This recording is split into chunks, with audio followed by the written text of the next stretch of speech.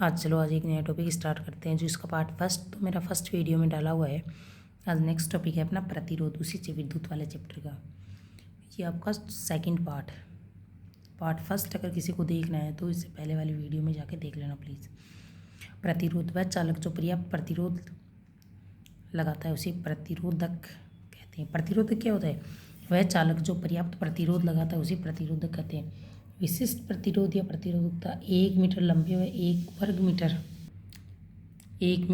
1 वर्ग मीटर अनुप्रस्थ काट क्षेत्रफल वाले चालक तार के प्रतिरोध उस पदार्थ का विशिष्ट प्रतिरोध कहा जाता है। फिर नेक्स्ट पॉइंट है प्रतिरोध। जब किसी चालक तार को बैटरी या सेल से जोड़ते हैं तो मुक्त इलेक्ट्रॉन पर विद्युत बल लगता है।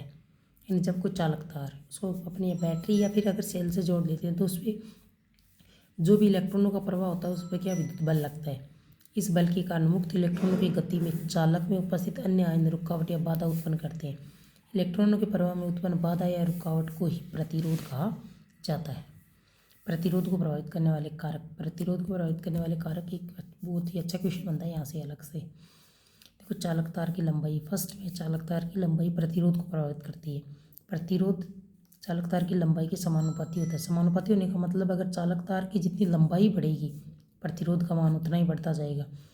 प्रतिरोध R है, लंबाई L होती है।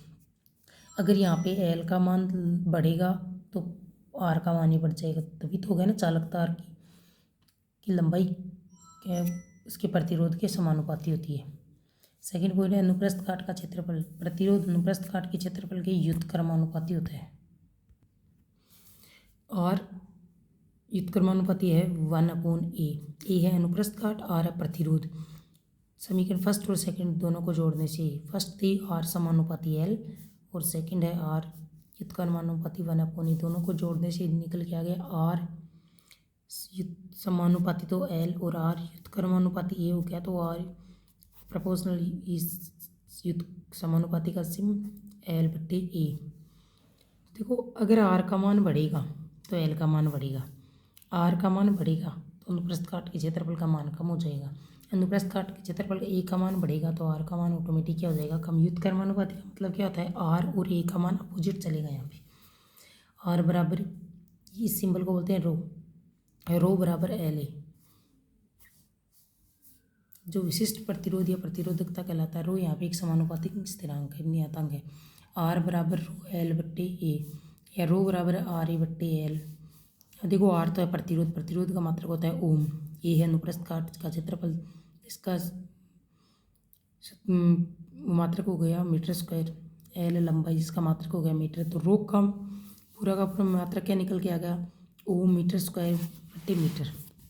प्रतिरोध पदार्थ की प्रकृति पर भी निर्भर करता है और पदार्थ के दाब पर भी निर्भर करता है।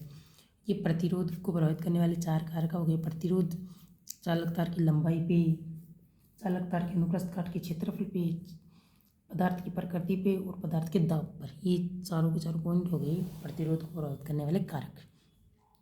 प्रतिरोधों का संयोजन भी 2 प्रकार का होता है, एक तो श्रेणी क्रम और दूसरा होता है समांतर क्रम संयोजन। अब देखो श्रेणी क्रम संयोजन क्या है। प्रतिरोधों का श्रेणी क्रम संयोजन का डायग्राम दिखा रखा है यहाँ पे कि प्रतिरोधों का श्रेणी क्रम संयोजन इस प्रकार बना होता है। श्रेणी का मतलब हो गया, देखो बैटरी है, इधर कुंजी जोड़ रखे, इधर एमीटर जोड़ रखा है, इधर R1 R2 R3 तीन प्रतिरोध जोड़ रखे। तीनों के V तीनों का मान अलग है, यानी तीनों के लिए वोल्ट का मान तीनों के लिए क्या है, अलग। तीनों के लिए V का मान क्या है, अलग। 3 प्रतिरोध तार जिनके प्रतिरोध क्रमशः R1 R2 R3 हैं। डायग्राम में आपने देखा है कि R1 R2 R3 तीन है। R1 का दूसरा सिरा R2 के पहले सिरे से तथा R2 का दूसरा सिरा R3 के पहले सिरे से जोड़ते हैं। इनका संयोजन भी कैसे किया हुआ देखो, R1 का फर्स्ट सिरा R2 का सेकंड सिरा R1 का फर्स्ट सिरा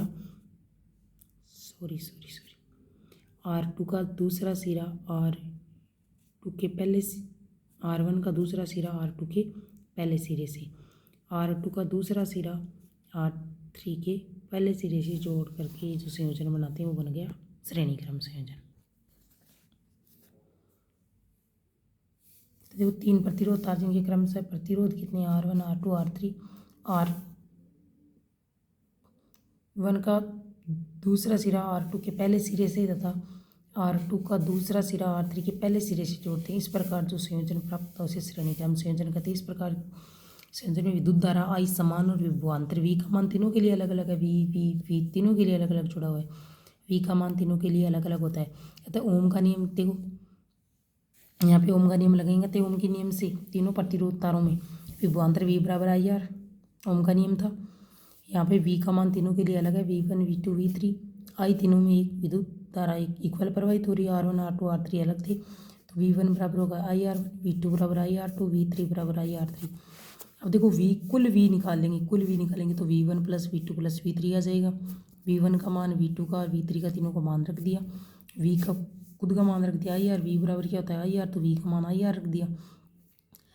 अब देखो V बराबर IR में I यहाँ पे तीनों में कॉमन ले लिया तो R1 R2 R3 I से यहाँ पे I कैंसिल हो गया तो बच गया R1 R2 R3 R। ये सब श्रेणी क्रम संयोजन, श्रेणी क्रम को बोलते हैं सीरीज इंग्लिश में। तो RS बराबर R1 R2 R3। इससे स्पष्ट होता है कि तुल्य प्रतिरोध R तीनों प्रतिरोधक योगफल के बराबर होता है।